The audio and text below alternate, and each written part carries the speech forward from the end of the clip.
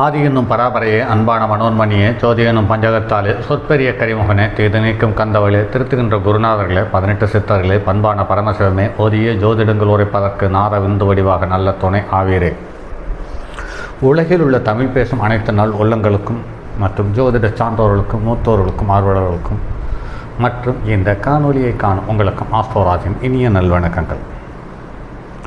ஜோதிடம், ஆன்மீகம், வாழ்வியல், மருத்துவம் என்ற 3-4 தலைப்புகளில் தொடர் காணொலிகளாக கொடுத்து வருகிறோம். அந்த வகையில் இன்று ஜோதிடத்தில் காதல் திருமணம் எந்த கிரகங்கள் நடத்தி வைக்கிறது, எந்த தசாபுத்தி காலங்களில் அந்த காதல் திருமணம் நடக்கிறது, இதில் 7ஆம் இடத்தில் நின்ற கிரகத்தினுடைய சூழ்நிலை எப்படி இருக்கும் என்பது சார்ந்த தகவலையே இந்த காதல் திருமணத்தில் சொல்லப்பட்ட தகவல்கள் அடையாளம் காட்டுகிறது.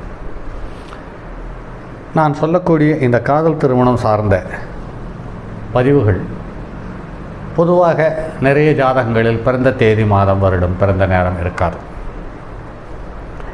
இது ஒரு படிப்பினைக்காக எடுத்துக்கொள்ள வேண்டுமென்றால் அனுபவம் வாய்ந்த ஜோதிடர்களுக்கு இது தேவைப்படும் அல்லவா. அதற்காகவே லக்கினம் முதல் கேது வரை அல்லது கேது முடிய ஒவ்வொரு கிரகங்களும் எந்த நட்சத்திரத்தில் இருக்கிறது, எந்த பாதத்தில் இருக்கிறது, எந்த பாகையில் இருக்கிறது என்ற சார்ந்த தகவலை தெரியப்படுத்தியிருக்கிறேன்.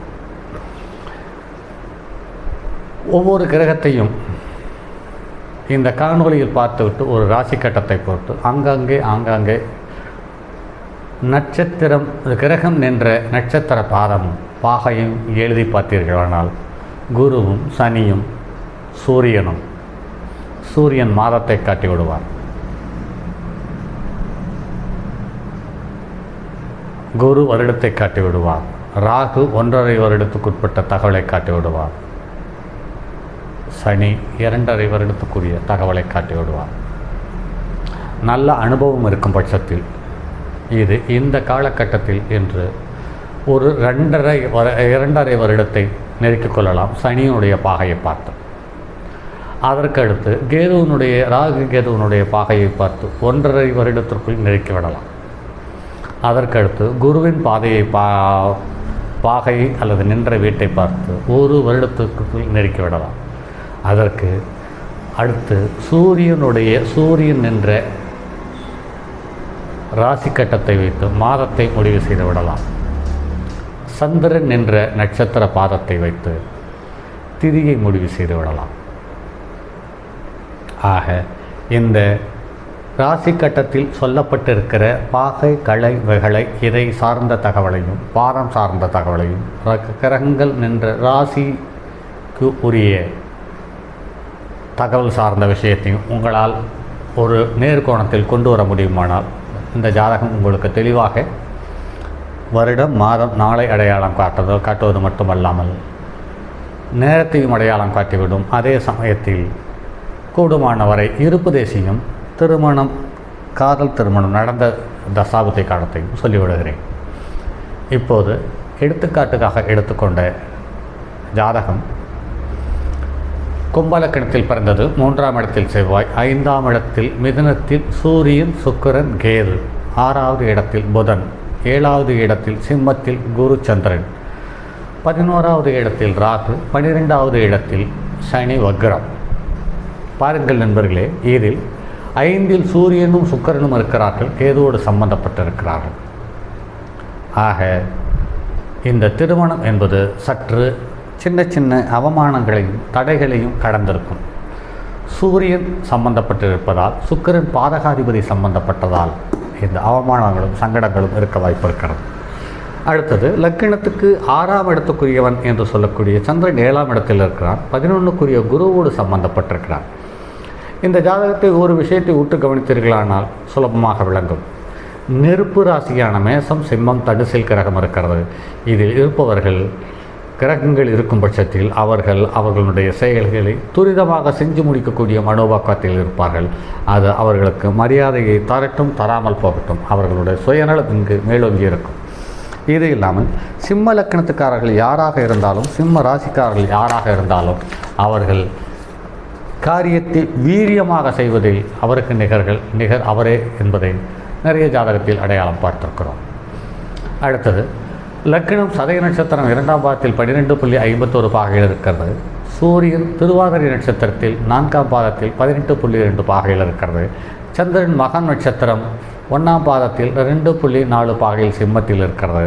செவ்வாய் பரணி நட்சத்திரம் 3ஆம் பாதத்தில் 20.12 பாகையில் மேசத்தில் இருக்கிறது.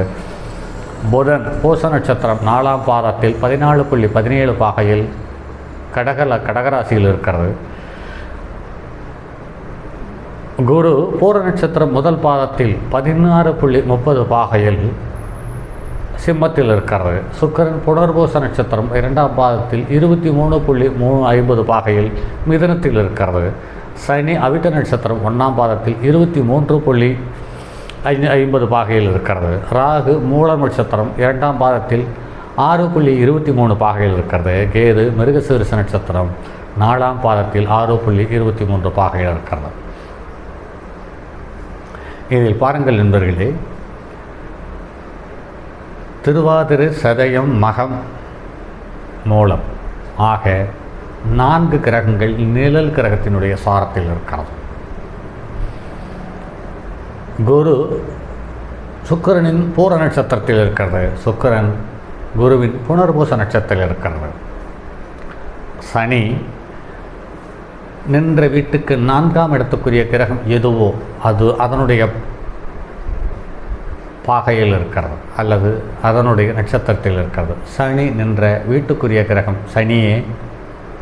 ஆனால் சனி நின்ற வீட்டுக்கு கேந்திராதிபதி என்று சொல்லக்கூடிய செவ்வாயினுடைய சாரத்தை பெற்றிருக்கிறது. ஆக இந்த ஜாதகத்திலேயும் ஒருவருக்கொருவர் ஒரு கிரகத்துக்கு மற்றொரு கிரகம் இயல்பான நிலையில் இருக்கிறது என்பதை எடுத்துக்கொள்ளலாம். அதே சமயத்தில் லக்னத்துக்கு 7ஆம் இடத்தில் சந்திரன் இருப்பது என்பது அவ்வளவு சிறப்பான வாழ்க்கையை வாழ்வதற்கு உகந்த அமைப்பில்லை. அதே மாதிரி லக்னத்துக்கு 12ஆம் இடத்துக்குரியவனும் லக்னத்துக்கு 5க்குரியவனும் ஒருவருக்கொருவர் நேரடி பார்வையிலிருந்து இந்த காதல் திருமணத்தை செய்திருக்கிறார்கள் என்பதை நடைமுறையில் பார்க்க முடிகிறது. இவர் பிறந்தபோது மகம் நட்சத்திரம் 1ஆம் பாதத்தில் இருக்க பிறந்தவர். இவர் கேது திசையில் 5 வருடம் 7 மாதம் 2 நாள் இருக்கிறது.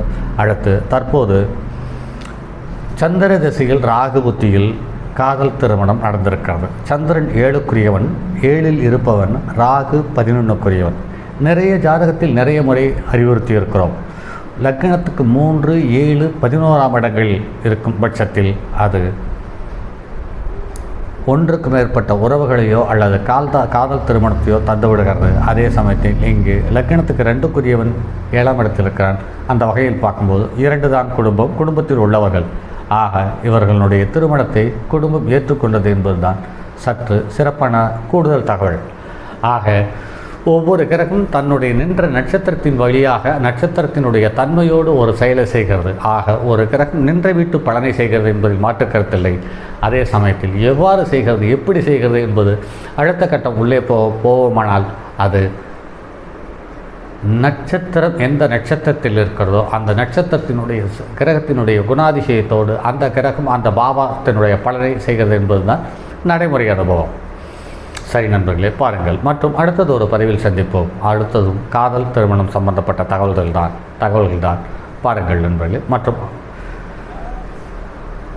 அடுத்து வரக்கூடியதும் காதல் திருமணம்தான் என்பதை மனதில் வைத்துக் கொள்ளுங்கள். இதில் சம்பந்தப்பட்ட ராசி கட்டத்தை போட்டு கிரகத்தை ஒவ்வொரு கட்டத்திலேயும் எழுதி பாகையை போட்டீர்களானால் உங்களுக்கு என்ன கிரகம், என்ன ராசி, என்ன நட்சத்திரம், எந்த தேதியில் பிறந்தவர்கள் என்பதை உங்களால் சுலபமாக காண முடியும். அப்படி இல்லை என்றாலுமே கூட லக்னத்துக்கு 5க்குரியவன் லக்னாதிபதிக்கு தொடர்பு ஏற்பட்டால் சபலம் வரும், காதல் திருமணம் வரும் என்பதை கருத்தில் கொள்ளலாம். அதே சமயத்தில் புதன் என்ற வீட்டுக்காரன் தான் திருமணத்தை செய்து வைத்திருக்கிறான் என்பது இங்கு ஆழமான உண்மை என்பதுதான் நிதர்சனம். சரி நண்பர்களே, மற்றும் அடுத்தது ஒரு பதிவில் சந்திப்போம். அதுவரை உங்களிடமிருந்து விடைபெறுவது உங்கள் அன்பு நண்பன் எம் ராஜரத்தினம்.